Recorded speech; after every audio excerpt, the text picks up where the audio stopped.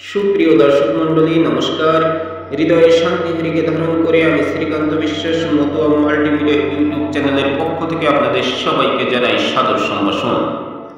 বন্ধু, অনেকের ধারণা শিডিউল কাস্টের বাংলা অর্থ হলো নমশূদ্র, কিন্তু প্রকৃতপক্ষে শিডিউল কাস্ট বলে কিচ্ছু নেই, আর এর মানে নমশূদ্র নয়।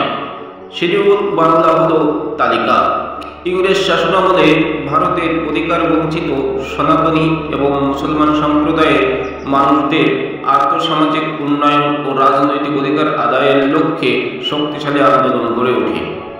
ডক্টর বি আম্বেদকরের নেতৃত্বে সেই আন্দোলন আরও বেগবান হয়ে ওঠে। আন্দোলনের ফলে সাম্প্রদায়িক বিভক্তির কারণে পশ্চাৎপদ সনাতনীদের জন্য ভারতের আইনসভায় আসন সংরক্ষণ নীতির প্রচলন হয়। ইংরেজ সরকার রাজনৈতিক ও কন্যাল অ্যাওয়ার্ড হিসেবে প্রতিনিধি নির্বাচনের লক্ষ্যে ভারতের অধিবাসীদের তিনটি গ্রুপে বিভক্ত করে। গ্রুপ তিনটি হল সনাতনী, অনগ্রসর সনাতনী ও মুসলমান। সনাতনী এবং মুসলমানের তালিকায় কারা থাকবে তা পূর্ব নির্ধারিত ছিল, কিন্তু অনগ্রসর সনাতনীর তালিকায় কারা অন্তর্ভুক্ত থাকবে সেটি নির্ধারণ করা যাচ্ছিল না। সারা ভারতবর্ষ অনুসন্ধান করে 1932 সালে ব্রিটিশরা ভারতের অনগ্রসর সনাতনীদের একটি তালিকা বা শিডিউল তৈরি করে। তালিকায় অনগ্রসর সনাতনী হিসেবে মোট ৭৪টি সম্প্রদায়ের নাম অন্তর্ভুক্ত করা হয়। এরাই তফসিলি সম্প্রদায় বা তফসিলি জাতি হিসেবে পরিচিত। মূলত অনগ্রসর ও পশ্চাৎপদ সনাতনীদের আর্থসামাজিক কল্যাণে তফসিলি সম্প্রদায়ের উদ্ভব। লোয়ার কাস্ট বা নিবর্ণ হিসেবে আলাদা করার জন্য নয়।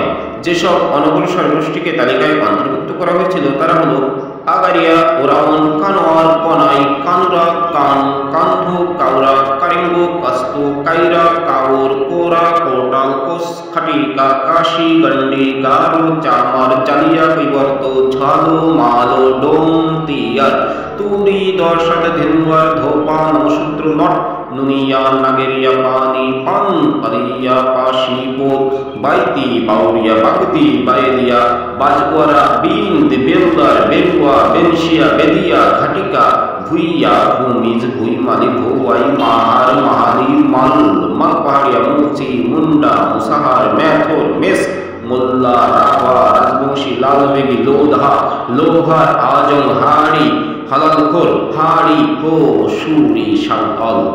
এরা সবাই এই সমাজে আজও তফসিলি জাতি হিসেবে পরিচিত। এই তালিকার 29 নম্বরে অন্তর্ভুক্ত আছে নমশূদ্র, অর্থাৎ তফসিলিভুক্ত ৭৪টি অনগ্রসর গোষ্ঠীর মধ্যে নমশূদ্ররা একটি গোষ্ঠী মাত্র। প্রকৃত অর্থে শব্দটি শিডিউল্ড বা তালিকাভুক্ত, শিডিউল কাস্ট নয় এবং তার বাংলা অর্থ নমশূদ্রও নয়। শিডিউল্ড বলতে বোঝায় তালিকাভুক্ত অনগ্রসর সনাতনীদের ৭৪টি গোষ্ঠীর মানুষগুলোকে। সময়ের বিবর্তনে এদের মধ্যে অনেক গোষ্ঠীর মানুষই এখন আর অনগ্রসর নয়।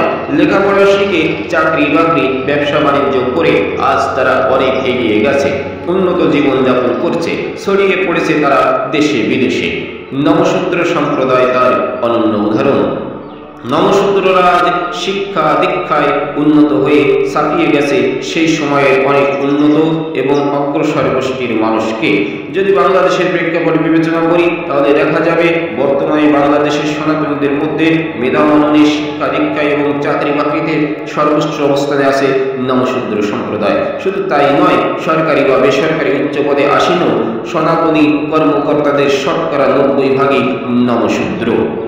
সুতরাং আজকের আলোচনা থেকে আপনারা বুঝতে পারলেন যে শিডিউল কাস্ট বলতে কিছু নেই। শিডিউল্ড শব্দের অর্থ হচ্ছে তালিকাভুক্ত। সেই তালিকাভুক্ত অর্থাৎ ৭৪টি অনগ্রসর সনাতনীদের তালিকাভুক্তের একটি গোষ্ঠী মাত্র নমশূদ্র সম্প্রদায়। কিন্তু বর্তমানে নমশূদ্র এখন আর পিছিয়ে নেই, তারা বরঞ্চ সবার সাথে তাল মিলিয়ে সবার আগে অগ্রসর হয়েছে। তাই বলতে পারি এখন আমরা আর শিডিউল্ড নই, আমরা শিডিউল কাস্টের মধ্যে পড়ি না। সুতরাং নমশূদ্ররা শিডিউল্ড কাস্ট নয়। কথাটি বুঝতে পেরেছেন? এবং এই ইতিহাস সবার মাঝে ছড়িয়ে দিন।